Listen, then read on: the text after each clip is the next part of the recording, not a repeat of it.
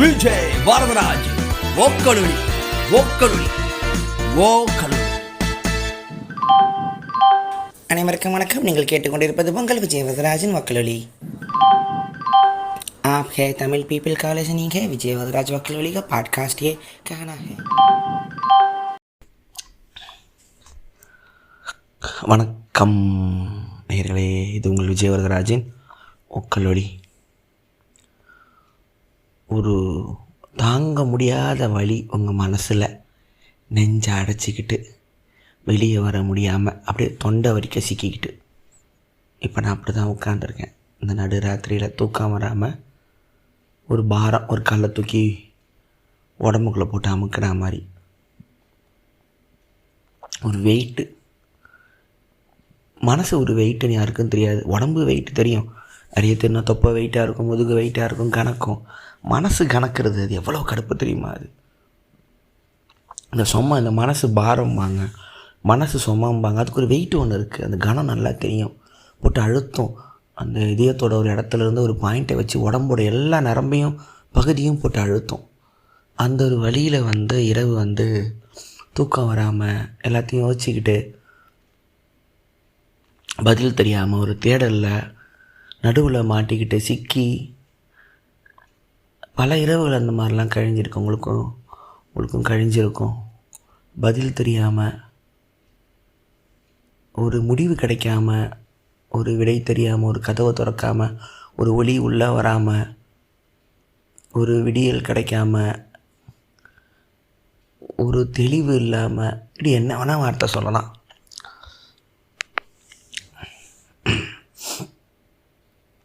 நம்மளை தூங்க விடாது. ஏஞ்சி உட்காந்துப்பேன். ஏஞ்சி உட்காந்துட்டு இந்த பாரமே படுத்த உடம்பை உட்கார வைக்கும். எங்கள் அம்மாவுக்கு ஒரு அருமையான வரம், உடனே தூங்கிடுவாங்க அம்மா. அது எவ்வளோ வீட்டில் பிரச்சனை போகும், கொரட்டை விட்டுட்ருப்பாங்க. அது வரம். நான் 10 மணிக்கெலாம் படுத்து பல வருஷம் ஆச்சு. ஏதோ 1, 2, ஏதோ ஒரு மணி இரவு அந்த ஒரு தூங்கவே விடாது தெரியுங்களா உடம்பு. டேய் என்னடா தூக்கம், ஆனால் எப்படி நீ கண்ணாசரில் எப்படி உன் மனசு அமைதியாகலாம், எப்படி ஒரு அமைதி உன் மனசுக்குள்ளே பரவலாம். இதயம் எப்படி நார்மலாக இதயமே துடிச்சு தொலையாது. படக்கு படக்கு படக்கு படக்கு படக்கு படக்கு படக்கு. அந்த ஆங்ஸைட்டி பார்த்துருக்கீங்களா? ஒரு பயம். நமக்கும் நம்மளை சார்ந்தவங்களுக்கும் எல்லாம் சரியாக பண்ணிட முடியுமா, ஒரு பதட்டம், ஒரு தடதடப்பு, ஒரு ஒரு ஒரு பயம்தான். மூச்சு வாங்க சத்தம் காதுக்கு கேட்கும். ஆனால் இந்த இவ்வளோ கனத்தையும் பயத்தையும் உதறலையும் தடதடப்பையும் வச்சுக்கிட்டு வெளியில் எதுவுமே நடக்காத மாதிரி சிரிக்கிற ஒரு கலை ஒன்று பண்ணணும். அதுதான் வலிக்கிறத விட பெரிய வலி. உங்களோட துக்கத்தை ஷேர் பண்ணிக்கவே முடியாது, அது உங்களுக்குள்ளே தான் இருக்கும் அப்படிங்கிற ஒரு வலி இன்னும் அதிகம். அது ரொம்ப வலிக்கும் மனசுக்கு. அப்படியே கத்தி எடுத்து ஹார்ட்டை கிழித்து வெளியே போட்டுடலாமான் இருக்கும். அது அப்படி தான்.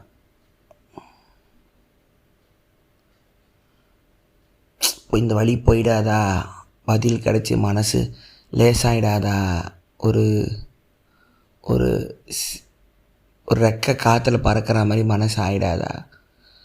ஆனால் அதோ கொஞ்சம் நேரம் தூக்கமாவது வந்துடுது.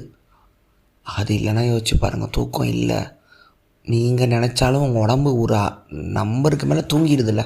அது இல்லைன்னா யோசிச்சு பாருங்கள். தூக்கம் இல்லைன்னா ஒரு மனுஷன் 4-5 நாளில் செத்துடுவான், பைத்தியம் ஆகிடுவான். அந்த ஒரு நினப்பு பாரம், இந்த நினைவுகள் மெமரி இருக்கே, பிரெயின், எங்கெங்கெல்லாம் நம்ம ஒரு தவறு செய்யும் பொழுது அது தவறுனே தெரியாது.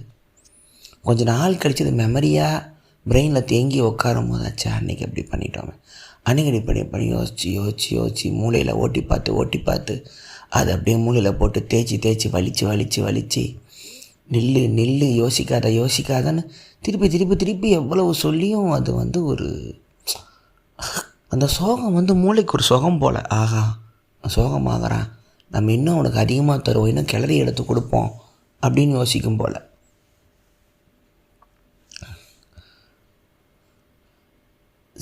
இன்னும் மோசமான வழி வந்து நைட்டு விட பகல்லே இருக்கும்.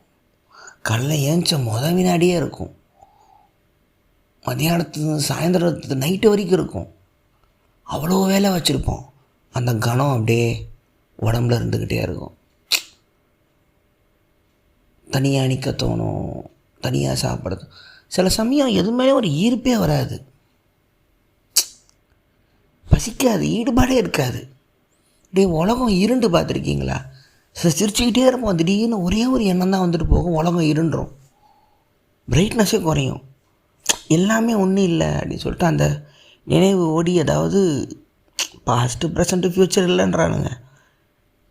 அது நடந்து முடிவு வந்து இல்லூஷனாக இருந்தாலும் அது நிகழ்காலமாக வந்து மனசை நம்ப வைக்கிற ஒரு நேர்த்தி வந்து மனசை கொண்டு அப்படியே ஒரு சேரில் ஓரமாக உட்காந்து செவுத்தில் தர புள்ளியை பதிலடியாக உட்காந்துருவோம். அதை ஓட்டி ஓட்டி பார்த்து கடைசி நம்ம மனசுக்குள்ளேயே தெரியாமல் தப்பு பண்ணிட்டோம், அவங்கள்ட்ட மன்னிப்பு கேட்டிருக்கணும், திருப்பி டைம் மிஷின் வந்தால் அந்த பக்கம் போகக்கூடாது அப்படிலாம் யோசிப்பேன். பார்த்துருக்கீங்களா? அடிக்கடி யோசிப்பேன், டைம் மிஷின் வந்தால் இந்த 5-6 இடத்துல போயிட்டு அதை நம்ம இந்த ஃபோன் கால் அட்டன் பண்ணிடக்கூடாது, இவங்கள பார்த்துருக்கக்கூடாது, இந்த இடத்துக்கு நான் போயிருக்கக்கூடாது, இவங்ககிட்ட நான் பேசியிருக்கக்கூடாது, அந்த மாதிரிலாம் எல்லாருமே வச்சுருப்போம். நல்லா பாருங்கள், இப்போ கூட யோசிச்சு பாருங்கள், உங்களுக்கு ஒரு டைம் மிஷின் கிடச்சா நீங்கள் வந்து காசு பணம் தேட யோசிக்க மாட்டீங்க. இப்போது உங்கள் மனசில் இருக்கிற வலி வராமல் இருக்கிறதுக்கு என்ன செய்யணுமோ அதை தான் செய்வீங்க. சும்மா எல்லாத்தையும் விட்டுருங்க, பந்தாக்காக சொல்கிற பதிலெல்லாம் விட்டுட்டு சும்மா கண்ண மூடி யோசிச்சு பாருங்கள். இப்போ ஒன்று கிடைக்கிதுன்னா இதெல்லாம் உங்கள் வாழ்க்கையை மாற்ற தான் யோசிப்பீங்களே தவிர அதெல்லாம் ஒரு 10 கோடி உங்களால் கொண்டு வர முடியாது.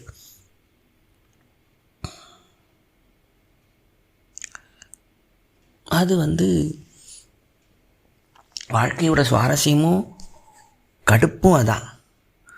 நமக்கு அதை வாழும் பொழுது அது ஒரு நாள் நம்ம வாழ்ந்த மிக பெஸ்ட்டு ப்ளசண்ட் மெமரியாகவும் மாறலாம், இல்லை நம்ம டெய்லி தூங்க விடாமல் பண்ணுற தவிர்க்க எனக்கு நினைவாகவும் ஆகலாங்கிறது அப்போ நமக்கு தெரியாது. நான் வாழ்க்கையில் ஒரு ஃபோன் கால் ஒன்று அட்டன் பண்ணேன். ஒருத்தர் கூப்பிட்டு வாங்க அப்படின்னாரு, ஒரு பெரிய மனுஷன். அந்த ஃபோன் கால் நான் எடுக்காமல் இருந்திருக்கலாமோ அடிக்கடி தோணும். அதை கட் பண்ணி இருந்திருக்கலாம், டவர் கிடைக்காமல் இருந்திருக்கலாம், இல்லை என்னை விட்டுட்டு வேறு யாருக்காவது கூட அந்த கால் அடிச்சிருப்பாங்க, அந்த மாதிரிலாம் அடிக்கடி தோணும். அது நடந்ததுனால அது எந்த பஸ்ஸில், எந்த ஏரியாவில், எந்த டைமில் வரைக்கும் எனக்கு ஞாபகம் இருக்குது. யார் பேசி யாருக்கு போட்டு கொடுத்து யார் பேச சொன்னால் வரைக்கும் வச்ச அது ஏன் எடுத்து பேசியிருந்தோம், எனக்கே முதல்ல அந்த கால் வந்துச்சு, அது என்னன்னுங்கன்னு உங்களுக்கு தெரிய தேவையில்லை. ஆனால் இப்போ எனக்கு இப்படி ஒரு யோசனை வரும், அன்றைக்கி அந்த முடிவை எடுத்துருக்க வேணாம். ஸோ நமக்கு அந்த முடிவு, அதனால்தான் இப்போது ஏதாவது விஷயம் முடிவெடுக்கணும்னா நிறைய யோசிக்க வேண்டியதாக இருக்குது. இது நாளைக்கு நம்மளை எங்கே கொண்டு போய் செயின் ஆஃப் ஈவெண்ட்ஸில் கொண்டு போய் விட்டுருமோ அப்படிங்கிற பதட்டத்தில் முடிவுங்கிறதே பயமாக இருக்குது. புது மனிதர்களை வாழ்க்கையில் சேர்த்துக்கிறதுக்கு யோசிக்க வேண்டியதாக இருக்குது. இருக்கிற மனிதர்கள் தந்த வழிகள் போதும் மாதிரி ஆகிடுது.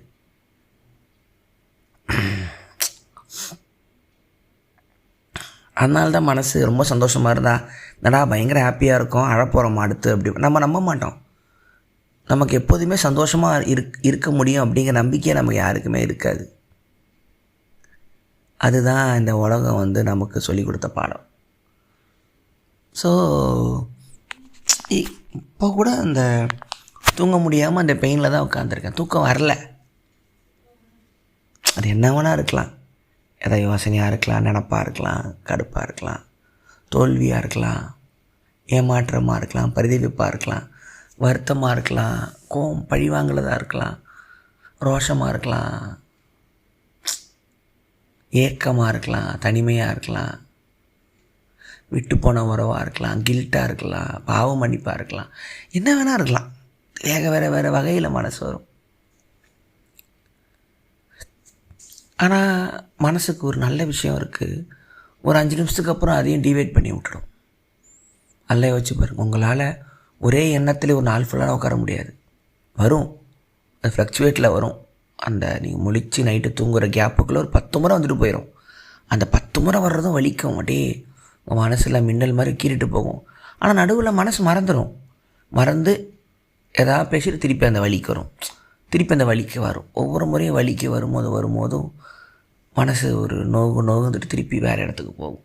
அதுக்கான திறமையும் இருக்குது. சரி, ரொம்ப நேரம் அந்த ஒரே எண்ணத்தில் நீடித்து வைக்க வேணாம், பையன் செத்துருவான், கொஞ்சம் மாற்றிட்டு திருப்பி வந்து அடிப்போம், தெளிய வச்சு அடிக்கிற மாதிரி மனசு பண்ணும். இது எல்லாருமே உணர்ந்திருப்பீங்க. நெருங்கியவர்களோட மரணம், நெருங்கியவர்களோட பிரிவு, திரும்பி கிடைக்காத அன்பு, சொல்லப்படாத பாசம், கேட்க வேண்டிய மன்னிப்பு, பற்றிருக்கக்கூடாத கோபம், இதெல்லாம்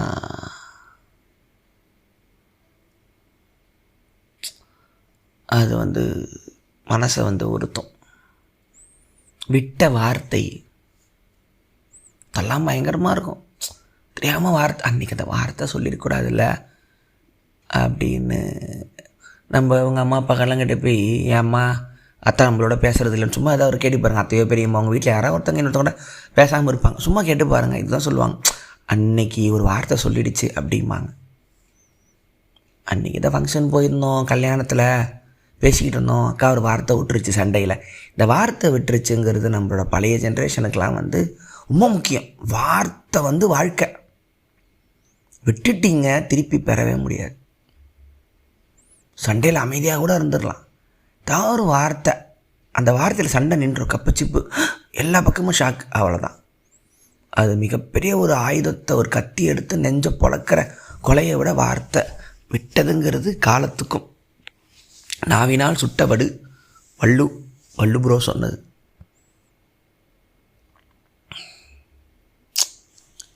ஏமாற்றம் இவங்களுக்காகவா இவ்வளவு அன்பு வச்சோம் அப்படிங்கிற ஒரு ஏமாற்றலாம்.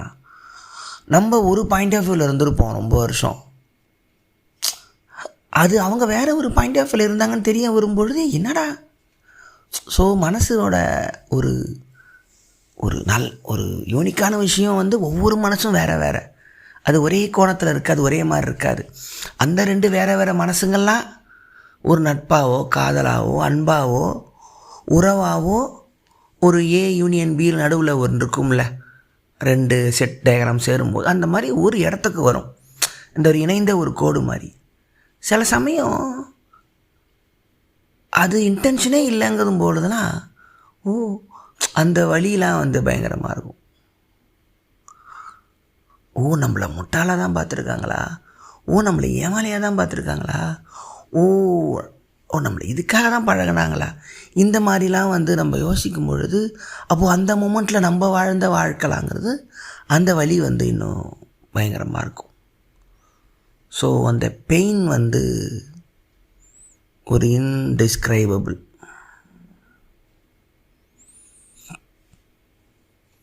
அது நமக்கு ஒரு மாதிரி. இதை போக்குறதுக்கு பாட்டு கேட்போம், படம் பார்ப்போம், ஃப்ரெண்ட்ஸோடு பேசுவோம், ட்ராவல் போவோம். சில பேர் தம் அடிப்பாங்க, ரொம்ப முத்தி போனாங்க, தண்ணி அடிச்சுட்டு தூங்குவானுங்க. தண்ணி அடிச்சுட்டு தூங்குகிற யாருமே இதுதான், அது ஒன்று தான் எங்களுக்கு தூங்குறதுக்கான ஒரே ஆப்ஷன்னு சொல்லி கேட்டிருக்கேன். ஸோ சில சமயம் தியானமே தோற்று போகும். இந்த ட்ரெயின் பஸ்ஸிலலாம் போகும்போதெல்லாம் ஜன்னலில் பார்த்துக்கிட்டே இந்த வயசானவங்க பார்த்துட்டே இருக்கும்போது தெரியும் உங்கள் கண்ணில் ஏதோ ஒரு வாழ்க்கையை விட்டதுக்கான ஒரு ஃப்ளாஷ்பேக்கை அந்த உயிர் ஓட்டி பார்க்குறதுன்னு தோணும். ஒரு முறை ஞாபகம் இருக்குது, பஸ்ஸில் போயிட்டுருந்தோம், எல்லோரும் நல்ல கும்பல். ஒரு வயசான ஒரு வேடிக்கை பார்த்துட்டு வந்தார். திடீர்னு சடனாக அவுட் ஆஃப் நோவேர் ஏதோ ஒன்று நினச்சிக்கிட்டு தலையில் அடித்து அழ ஆரம்பிச்சிட்டார். இப்படி பண்ணிட்டனே. யாருமே என்னன்னு கேட்கல. உடனே பின்னாடி இருக்கிற கண்டக்டர் தோலை தட்டி அது வரைக்கும் ஒரு கத்திக்கிட்டு இருந்தார் பஸ்ஸில். சில்லற எங்க, அது எங்க இருந்த மனுஷன், உடியா, அதெல்லாம் ஒன்றும் இல்லை, பார்த்துக்கலாம், சரியாயிரும், என்னப்பா அப்படின்னார். என்ன பிரச்சனை, ஏன் அழுகுறான்லாம் கேட்கல. அவர் ஏதோ ஒன்று ஒரு தப்பாக நினச்சி அழுகுறாரு மட்டும் தெரியுது. விடு, ஒன்றும் இல்லை. எனக்கு அந்த மனித அன்பு ஒரு 2 அன்னோன் ஆளுங்கள்கிட்ட இந்த ஒரு தேத்துதல் இப்போ எல்லாருக்குமே ஒரு புரிதல் இருக்குது. மனசு அப்பப்போ கிளப்பி விடும் வழிகளைன்னு. இது அது ஒரு மாதிரி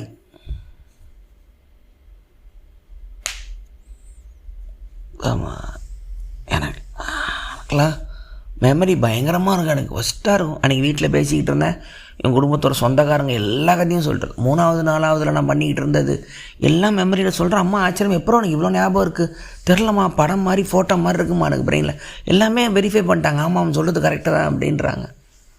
சில சமயம் வாழ்க்கையில் நான் துன்பமான விஷயம்லாம் எந்த இடத்துல, எந்த ஆங்கிளில், எந்த பொசிஷனில் உட்காந்துருந்த வரைக்கும் ஞாபகம் இருக்குது. வீட்டில் ரொம்ப முக்கியமான ஒருத்தரோட மரண செய்தி அது கேட்கும் போது எங்கள் வீட்டு பெட்ரூமில் அந்த இடத்துல எப்படி உட்காந்து நியூஸை கேட்டு எப்படி தலை சுற்றி அப்படியே படுத்த வரைக்கும் எனக்கு ஞாபகம் இருக்குது. அப்படியே சுற்றுது, இந்த பூமி சுற்றுது. இத்தனை நாளாக கூட இருந்தவங்க இருக்க மாட்டாங்களாங்க முறை ஒரு செய்தி. அந்த சின்ன ஒரு குருவிக்கூடில் ஒரு குருவி கரையுது, காணா போகுது. அதுக்கப்புறம் இதை பார்க்க போகிறதில்ல. அது அப்படியே நமக்கும் நடக்குமா இதுங்கிற இடம் வரும்போது அப்படியே தலை சுற்றி அப்படியே உக்காடுறேன். இன்னொன்று ஞாபகத்தில் வரும். நினைக்கும் போதெல்லாம் அந்த மொமெண்ட் ஞாபகத்துக்கு வரும்.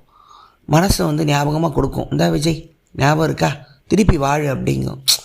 என்ன மாதிரி அதான் அந்த பாட்டுக்கு நினைக்க தெரிந்த மனமே உனக்கு மறக்க தெரியாதா லைன் சில சமயம் அது கிண்டல் பண்ணி தான் எழுதியிருப்பாரு. கண்ணதாசன் எவ்வளோ வழிகளை பார்த்தாருன்னு தெரியல, யார் எழுதுனா தெரியல. கண்ணதாசனா வாலியோ அந்த கவிஞர். இது ஏன் இந்த வழியை உணர்றத ஏன் மனுஷனுக்கு எம்பத்தின்னு ஒன்று இருக்குது. மற்றவங்க வழியை நம்ம வழியாக உணர்றதும் ஒன்று இருக்குது.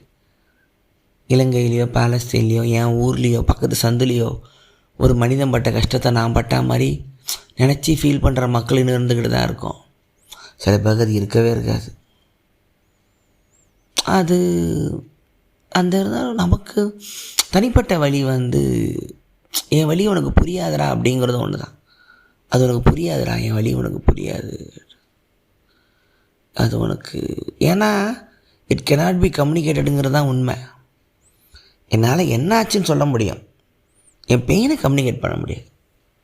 இப்போது எனக்கு நேர்ந்த என் வீட்டு மரணம் உங்களுக்கு அது கண்ணு கலங்க வைக்க போகிறதில்ல. என்னால் சொல்ல முடியும், அப்படியா, சரி ஓகே புரியுதுங்க, வாழ்க்கைங்கிறது தான் நீ தேட்ட தான் முடியும். அதனால தான் நான் சாவ வீட்டுக்கெலாம் போனேன்னா யாரையும் உட்காந்து தேட்டிகிட்டு இருக்க மாட்டேன். அது ஃபேக்காக இருக்கும்.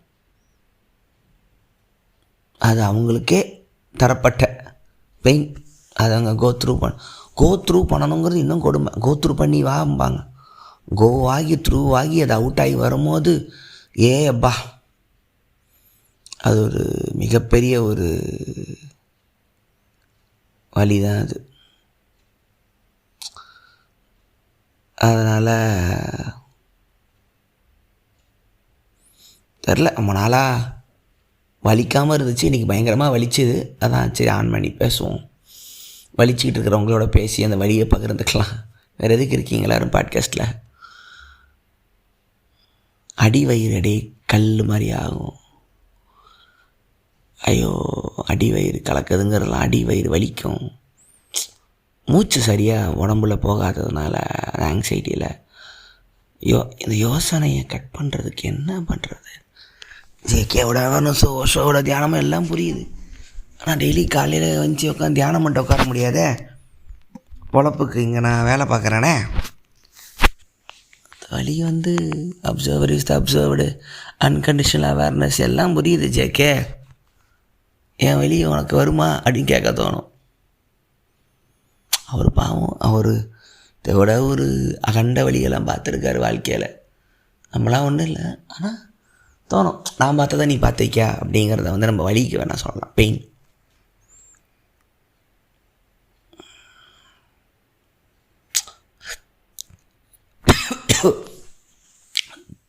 துக்கம், வாழ்க்கைங்கிறது துக்கம்தான். துக்க நிவாரணமே இது தம்மம் அப்படின்னு புத்தர் சொல்லிட்டார். அது சோகம்தான்ப்பா. அது நீ ஹாப்பிலாம் ட்ரை பண்ணாத, திருப்பி நீ துக்கத்துக்கு தான் வருவேன், ஒழுங்காக அதை கடக்கிற வழியை பாருன்னு புத்தர் சொல்லிட்டாரு. அது புரியுது, அது ஏற்றுக்க முடியுது, அதில் எனக்கு எந்த ஒரு கருத்து முரண்பாடும் இல்லை. ஆனால் வெறும் துக்கமாக தான் இருக்குமா, சந்தோஷங்கிறதுக்கான வாய்ப்பே இல்லைன்னு மனசு தேடிக்கிட்டே இருக்குது. இல்லைனா இந்நேரம் எல்லாம் தம்மபதத்தை படித்து முடிச்சுட்டு சம்மணம் போட்டு விபாசனால மூச்சு தியானம் பண்ணிட்டு ஞானம் அடைஞ்சிருப்போமே, ஏன் அடையலைன்னா இல்லை புத்தர் சொல்லுவார் ஒன்றும் தெரியாது, ஒரு கண்டிப்பாக மகிழ்ச்சிங்கிறது இருக்கும், நம்ம தேடுறோம். ஆனால் ஒவ்வொரு முறையும் புத்தர் ஜெயிக்கும் போது தான் இல்லை இல்லை இல்லை இல்லை இல்லை இல்லை கண்டிப்பாக தேர் மஸ்ட் பி அ வே அப்படின்னு யோசிப்போம். இல்லை, இதுதான் நிதர்சன உண்மை. கடைசி வாக்கியம், தம்மம் தர்மம் ஆசையே துன்பத்துக்கு காரணம், துக்க நிவாரணமே வாழ்க்கை. அடடா, அப்போ எதுக்கு இவ்வளோ பெரிய யூனிவர்ஸில் ஒரு பூமியை படைச்சி ஹியூமன்ஸை படைச்சி மரம் செடி கொடைகள் பறங்கள் மறவைகள் அருவி நீர் கடல் கொடுத்து ஆக்சிஜனை கொடுத்து வாழ வைப்பானே, சோகமாக இருங்கன்னு சொல்கிறதுக்கா? அப்போது சேட்னஸ் தான் இப்போ பேஸ் உலகத்துக்கு, ஹாப்பினஸ் தான் இப்போ இல்லூஷன். எனக்கு தெரிஞ்சு சேட்னஸ் தான் மொத்த சோர்ஸ் ஆஃப் எமோஷனாக இருக்கணும், ஹாப்பினஸ் தான் டெம்ப்ரரியாக இருக்கணும்.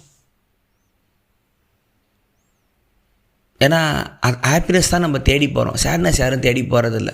அது எப்போவுமே நம்ம, ஏன்னா பிறக்கும் போது அழுகுறோம் தானே, சிரிக்கலையே, சாகும் போது சிரிச்சுக்கிட்டே சாகுறோன்னா ட்ரை பண்ணுறோம், அப்படி வேணால் எடுத்துக்கலாம்.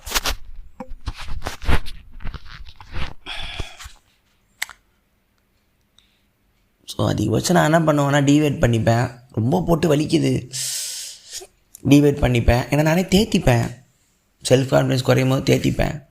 படம் பார்ப்பேன், நல்ல ஒரு கவனத்தை சிதறவிடாத படமாக இருந்தால் ஓகே. அப்படி அங்கே ஏதாவது கதையில் லேக் வந்துச்சா நமக்கு இங்கே எண்ணம் ஓட ஆரம்பிச்சோம்.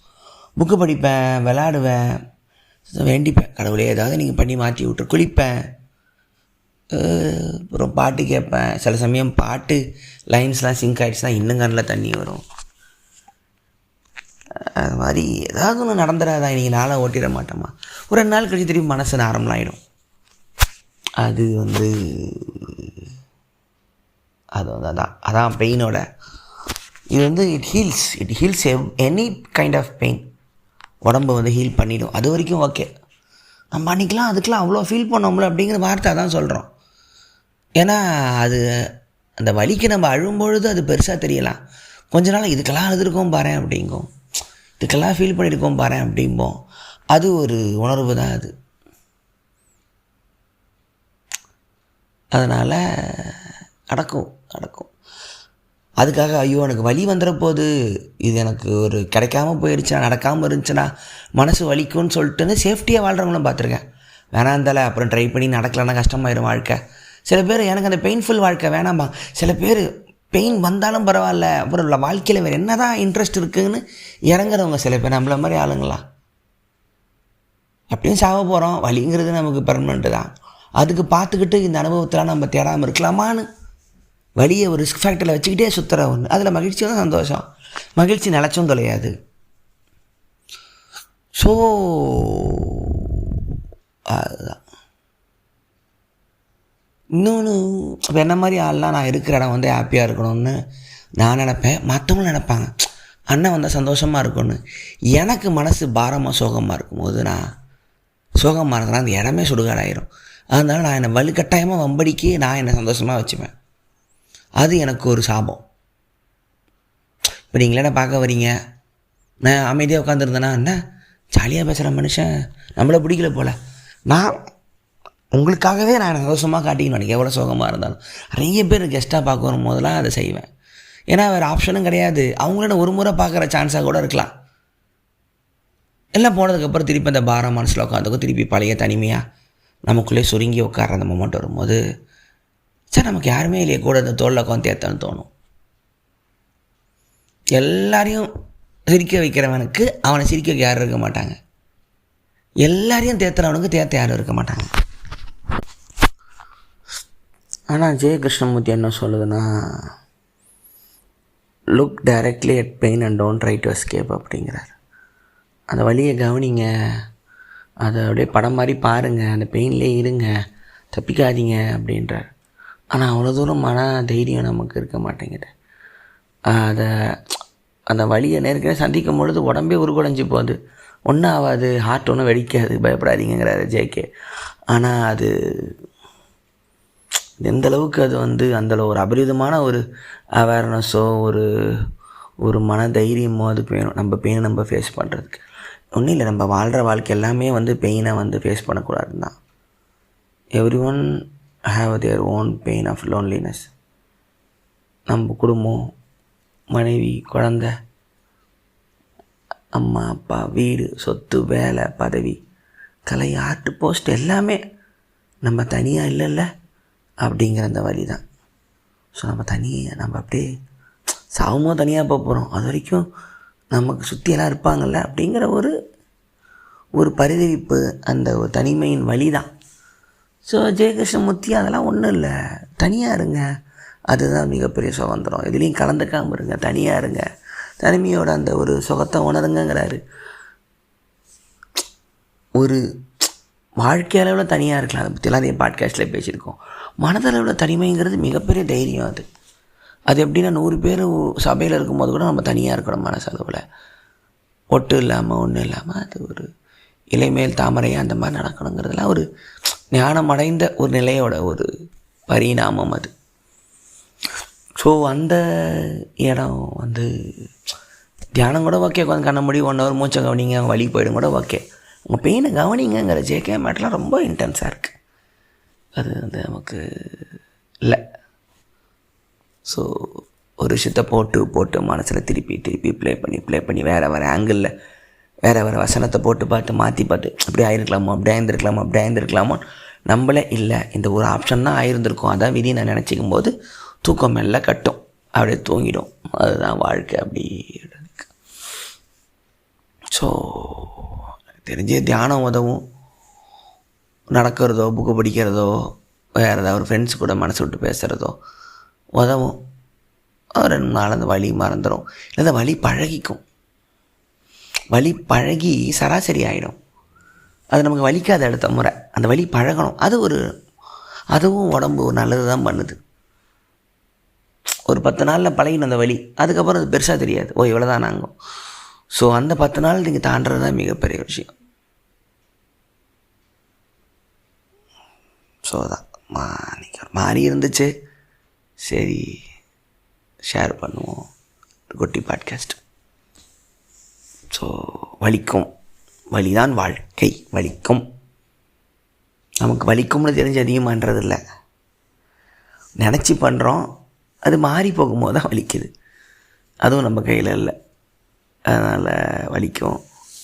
வலி நிவாரணம் என்னங்கிறத அதுக்கான வழிகளை பார்த்துட்டு போக வேண்டியதான். நன்றி. விஜயவரதராஜன், வாக்குலவழி. விஜய் வரதராஜ், ஓக்கலுளி.